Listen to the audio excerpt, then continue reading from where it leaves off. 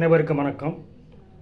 இந்திய துணை ஜனாதிபதி தேர்தலில் என்டிஏ கூட்டணி சார்பாக பாஜக சார்பில் நின்ற சிபி ராதாகிருஷ்ணன் 452 எம்பிக்களின் வாக்குகளை பெற்று வெற்றி பெற்றுள்ளார். இந்திய கூட்டணி சார்பில் நின்ற முன்னாள் உச்ச நீதிமன்ற நீதிபதி சுதர்சன் ரெட்டி 300 வாக்குகளை மட்டுமே பெற்று வெற்றி பெற்றுள்ளார். வெற்றி பெறுவது யார் என்பதில் பிரச்சனை இல்லை. ஏனெனில் இந்திய கூட்டணி வேட்பாளர் வெற்றி பெறுவார் என்பது தெரிந்த விஷயம். ஆனால் இந்தியா கூட்டணிக்கு வர வேண்டிய வாக்குகள் வரவில்லை. அதேபோல் சிபி ராதாகிருஷ்ணனுக்கு வர வேண்டிய வாக்குகளை விட மிக அதிகமான வாக்குகளை பெற்றுள்ளார். இது இந்திய கூட்டணி குறித்து தினசரி பேசி வரும் ராகுல் காந்திக்கு மிகப்பெரிய பின்னடைவு. அதாவது ராகுல் காந்தி ஏமாந்து போய்விட்டார் என்பதே உண்மை.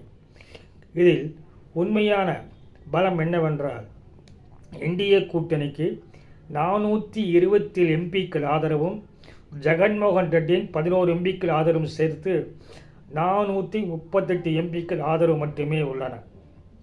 அதேபோல் காங்கிரஸ் கட்சிக்கு 315 எம்பிக்கள் ஆதரவு உள்ளது. இந்த 315 பேரும் வாக்களிக்க 100% வந்திருந்து வாக்குகளையும் அளித்துள்ளனர். இந்த நிலையில் பாஜகவுக்கு 438 வாக்குகள் வர வேண்டிய நிலையில் 14 வாக்குகள் எங்கிருந்து வந்து 452 வாக்குகளை அவர்கள் பெற்றார்கள் என்ற கேள்விக்கு இந்தியா கூட்டணியில் இருந்துதான் கிராஸ் ஓட்டிங் நடந்திருக்க வேண்டும் என்ற விடை கிடைத்துள்ளது.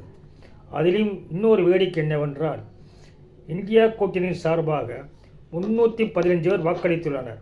ஆனால் வாக்குகளை எண்ணும் பொழுது 15 வாக்குகள் செல்லாத ஓட்டுகளாக போய்விட்டன. அந்த வகையில் சுதர்சன் ரெட்டிக்கு 315 வாக்குகள் என்பது 300ஆக குறைந்து போய்விட்டது. இது இந்திய கூட்டணி கட்சியின் வாக்குகளா அல்லது பொதுவான எல்லா கட்சி எம்பிக்கள் வாக்குகளா என்பது தெரிவதற்கு வாய்ப்பில்லை. ஏனென்றால் ஓட்டு என்பது இரகசிய வாக்கெடுப்பு. சரி, பாஜகவுக்கு வர வேண்டிய 438 எம்பிக்கள் வாக்கு வர வேண்டிய இடத்தில் 14 ஓட்டுகள் கிராஸ் ஓட்டிங்கில் வந்து 452 எப்படி ஆனது என்று ஒரு மிகப்பெரிய பூகம்பம் இந்தியா கூட்டணியில் தான் வெடித்துள்ளது. இருவர் குற்றம் சாட்டும் நிலைக்கு தள்ளப்பட்டுள்ளனர். சிலர் ஆம் ஆத்மி கட்சி மற்றும் தேஜஸ்வி யாதவுடைய ராஷ்டிரிய ஜனதா தள் மற்றும் ஜேஐஎம்எம் ஜார்க்கண்ட் முக்தி மோர்ச்சா கட்சியின் எம்பிக்கள் வாக்களித்துள்ளனர் என்றும், இதை தவிர சரத்பவாரின் தேசியவாத காங்கிரஸ் கட்சி எம்பிக்கள், உத்தவ் தாக்கரேவின் சிவசேனா எம்பிக்களும் தேசிய ஜனநாயக கூட்டணிக்கு வாக்களித்திருப்பார்கள் என்று இப்பொழுது ஒரு விவாதமானது எழுந்துள்ளது. காரணம் என்னவென்றால், ஜார்க்கண்ட் முக்தி மோர்ச்சா வாக்களிக்க வாய்ப்பு என்னவென்றால், சிபி ராதாகிருஷ்ணன் ஜார்க்கண்டில் ஆளுநராக பணியாற்றினார். அதேபோல உத்தவ் தாக்கரே சிவசேனா கட்சியும் என்சிபி சரத்பவாரின் தேசியவாத காங்கிரஸ் கட்சியும் வாக்களிக்க வாய்ப்பு என்னவென்றால், சிபி ராதாகிருஷ்ணன் மகாராஷ்டிரா மாநில ஆளுநராகவும் பணியாற்றியவர். எனவே இவர்கள் மீதானது சந்தேகமானது இந்தியா கூட்டணிக்கானது எழுந்துள்ளது. ஆக இந்தியா கூட்டணியிலிருந்து 14 எம்பிக்கள் கிராஸ் ஓட்டிங் செய்துள்ளனர். அதை தவிர 15 ஓட்டுக்கள் செல்லாத ஓட்டுக்களாக இருக்கின்றன. குறிப்பாக யார் இந்த ராதாகிருஷ்ணன்? இவர் திருப்பூரில் பிறந்தவர். சிறு வயதில் 16 வயதிலிருந்தே ஆர்எஸ்எஸ்ஸில் உறுப்பினராக இருந்த ஆர்எஸ்எஸ் சுயம் சேவக், அதன் பிறகு அன்றைய பாரதிய ஜனசங்கத்தில் உறுப்பினராக சேர்ந்தவர்.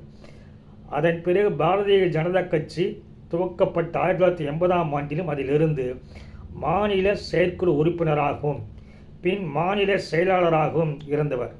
இதை தவிர அவர் 2 முறை பாரதிய ஜனதா கட்சியின் மாநில தலைவராக தேர்ந்தெடுக்கப்பட்டவர். 1998 கோவையில் போட்டியிட்டு திமுக கூட்டணி வேட்பாளரான மு ராமநாதனை 1,55,000 வாக்கள் வித்தியாசத்தில் தோற்கடித்தவர். அதன் பிறகு 1991ஆம் ஆண்டு அதே கோவை மக்களவை தொகுதியில் போட்டியிட்ட பொழுது கம்யூனிஸ்ட் கட்சியின் பிரபல தலைவரான நல்லக்கண்ணுவை 55,000 வாக்கு வித்தியாசத்தில் தோற்கடித்தவர். இப்படி பல 2 முறை அவர் எம்பியாக இருந்துள்ளார். அதை தவிர அவர் தேசிய கயிறு வாரிய தலைவராகவும் இருந்து பணியாற்றியுள்ளார். பாராளுமன்றத்தின் சார்பில் ஐநா சபை குழு சென்ற பொழுது ஐநா சபையில் உரையாற்றியவர் சிபி ராதாகிருஷ்ணன். இதைத் தவிர 2023ஆம் ஆண்டு ஜார்க்கண்ட் மாநில ஆளுநராக நியமிக்கப்பட்டார். 2024இல் தெலுங்கானா ஆளுநராகவும் புதுச்சேரி துணைநிலை ஆளுநராகவும் பொறுப்பு வகித்தார். 2024 ஜூலை 31 முதல் மகாராஷ்டிரா மாநிலத்தின் 24வது ஆளுநராக பதவியேற்று செப்டம்பர் மாதம் 9ஆம் தேதி 2025இல் இந்தியாவின் துணை குடியரசுத் தலைவராக 452 வாக்குகள் பெற்று வெற்றி பெற்றுள்ளார்.